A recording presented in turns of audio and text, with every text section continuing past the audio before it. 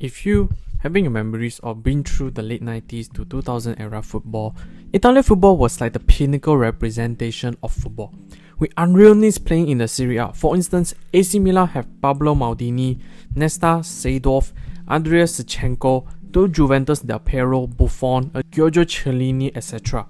Of course, Inter Milan was not falling behind, having two legendary Brazilians playing for the team during that period of Ronaldo Nazario and Adriano. In the past 20 years of UEFA Champions League from 1990 to the 2010, saw Italian team participate in 12 different finals out of 20 possible Champions League finals, showcase their dominance. However, during the mid-2000s, Calciopoli scandal seen multiple clubs face severe punishment, even have Old Lady Club relegated and stripped their 2006 Serie A champion. The scandal had massive reputation damage across the footballing world, while Italian football still remained a force but was not as untouchable as their early days. After entering the 2010s, clubs from Italy only appeared in 3 times in the Champions League final, a far cry from their previous achievement. And right now, Serie A has seen as a second-tier league compared to the Premier League and the La Liga. But funny enough, the last time Italian won the Champions League, Inter Milan won the treble as well, yet the team was not really as talked as much on par with the recent treble winner Man Utd or Barcelona. Furthermore, this Inter Milan team contained 2 players that was robbed or snubbed on the Ballon d'Or. So in this video, we will have a look on the progress of the 2009 and 10 Inter Milan and how their players contributed to their success. In case you didn't know, what is up ladies and gentlemen, I am Marvin, codename CM. Welcome to the Code United channel once again. If you in any shape or form stumble into this channel and somehow some way like this kind of content, do please like, share and subscribe to this channel, as each of your precious subscription will be a massive motivation for me to upload new content. And don't forget to ring the notification bell for every new upload. With that said, let's get straight into the video. First up, let's start with the old name of Jose Mourinho. After having massive success in Chelsea and being snubbed in the special one words, a Barcelona job where the Portuguese were quite looking forward on the job with the firing of Frank Rijkaard. However, Barcelona eventually made their former legend Pep Guardiola as the manager, while Mourinho appointed as the Inter Milan manager. In the Mourinho first season, Inter Milan did win the Serie A title with 10 points clear of rival AC Milan, but his other cup competition success had a lot to be desired. Losing to his future club Man Utd 2-0 in aggregate in the first round of the knockout stage. He also failed to win the Coppa Italia, losing 3-1 on aggregate to Sampdoria in the semi-finals. Despite his domestic success in winning the Serie A by 10-point margin, Mourinho's first season in Italy was viewed as a disappointing, as the club failed to improve on the performance of his predecessor Roberto Mancini in the Champions League. To address multiple issues within the club like defense, midfield control, chance creating, and clinical goal scoring, Mourinho added Lucio, a solid and dominant defender from Bayern, Thiago Motta as the base of midfield, combining with veteran Dejan Stankovic and Compasio as the both box-to-box midfielder, then Wesley Sneijder from Real Madrid as the attacking focal point in the 10th position. Furthermore, Mourinho completely changed the front line with Adriano leaving Inter, comes in a relatively unknown Argentinian Diego Milito, who fell just one good shot of winning the top scorer award. But his most notable signing of the summer of his second season was a swap deal of Zlatan Ibrahimovic in the exchange for Barcelona Cameroon striker Samuel Eto'o for a reported £35 million. In the 09 and 10 season, Inter Milan preferred mostly a 4-4-2 diamond midfield, on the odd occasion 4-2-3-1 or 4-4-3-3 formation. On the 4-4-2, Julio Cesar, a reliable goalkeeper with decent distribution skill set, often be the number 1 for Inter. On centre-backs, Samuel and Lucio both comfortable on the ball but was tasked more on playing safe and recycling possession without providing any adventurous passing. On the fullbacks, skipper Zanetti played as a traditional left-back, usually playing on a deeper role, held the build-up and on occasion tucked into the midfield to overcrowd the midfield. On the right side is the ever-bombing Maicon, who was at that time one of the best attacking right-back and a physical peak, contained the ability constantly up and down on the pitch, being the outlet for Inter Milan attacking such as crossing or goal scoring. In the midfield, Motta and Compasio will be the 2 main outlets, dropping deep interchange and act as the pivot to the progression of the offense. Another midfield, Stankovic, an attacking midfielder but comfortable operating deep position, playing more as the box-to-box midfield role.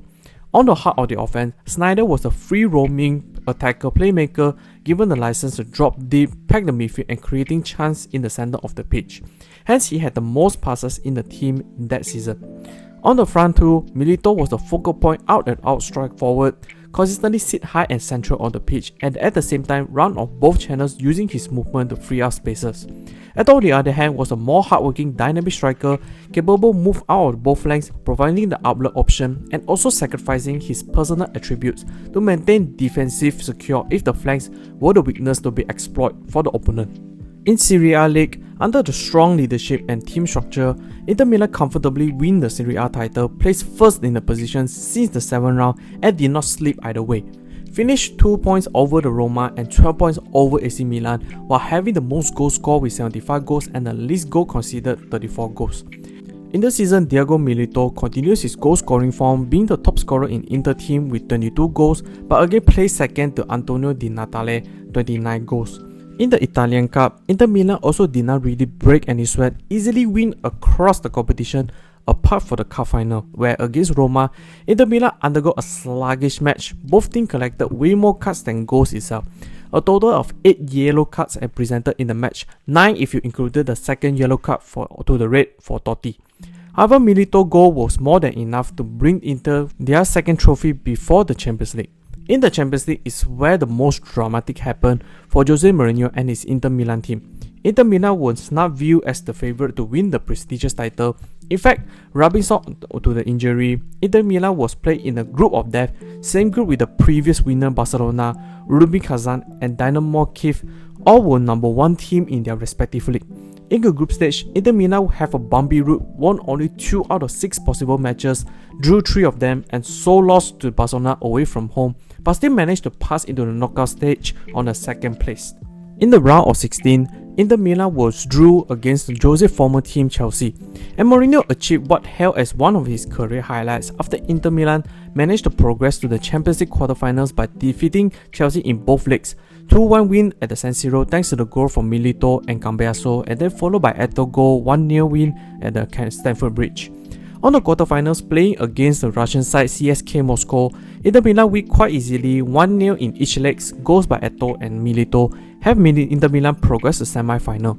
With the qualification, Mourinho became the first manager in history to take 3 different teams to the semi-finals of the Champions League.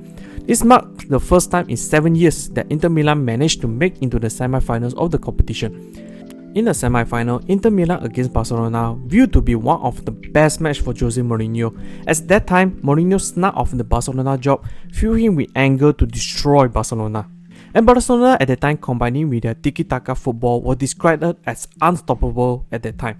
But Inter Milan took the first leg, win 3-1 in San Siro, goals by Sneijder, Maicon and Milito helped Inter edge over Pep's by Barcelona. Fortunately, Pedro's away goal was crucial for the second leg.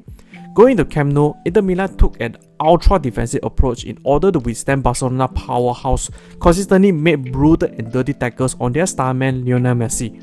In spite of that, Inter Milan defense and team structure faced difficult challenge with Thiago Motta controversy sent off after his man smacked on Busquets, yet the camera actually captured Busquets was exaggerating the contact.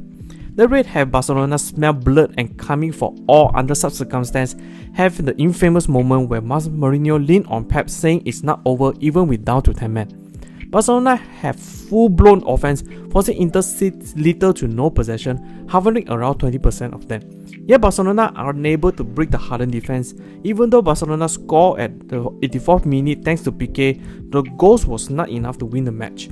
After the final whistle, Mourinho had one of his iconic celebrations, running across the pitch with arm raised. He called this match his most beautiful defeat of his life.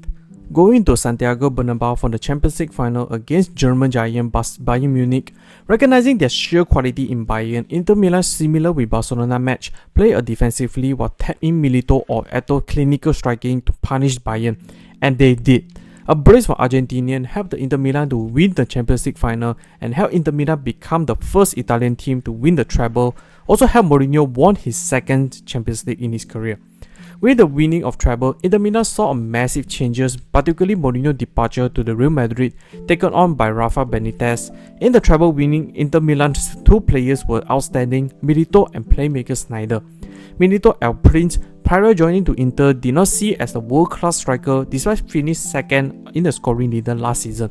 Mourinho brought him in at the age of 30-year-old, a rather elder age for a striker, but he continued to perform, evolve himself as a consistent goal-scoring threat. He's finished his treble season, 30 goals under 52 matches, also named the man of the match in the Champions League final. Sneijder, on the other hand, previous season failed to impress on the Los Blancos shirt. He transformed under the management by Mourinho, being the central threat, either through killer passing or long-range shooting. The Dutchman extended his performance further into 2010 World Cup, where he scored 5 goals, brought Netherlands to the World Cup final, eventually fall to Spain. Both Sneijder and Milito play a very crucial part, either club or country, but neither of them were in the top 3 of the Ballon d'Or. The recipient of that year, Messi, whom winning the La Liga, but failed horribly in the World Cup and all other cup competition. Sneijder was placed 4th in the voting, can be justified due to Iniesta and Xavi was instrumental for Spain World Cup winning, but Milito, who have amazing season, was not named, easily seen as robbing. Hence, Mourinho, Inter Milan won the treble, yet not a single of them was seen as the Ballon d'Or, is criminal. That's the end of the video. What do you guys think? What's your take on Inter Milan treble season in the 09 and 10 season? Do you think this Inter Milan were overlooked and the players have been massively underappreciated? Comment down below so that we can have a discussion. Hope you enjoyed this video. I will see you all in the next one.